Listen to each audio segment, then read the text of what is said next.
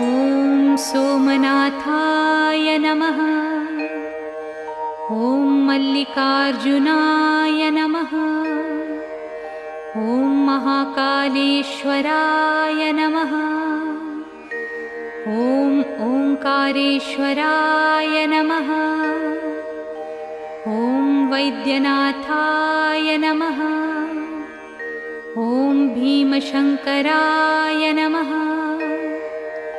ॐ रामेश्वराय नमः।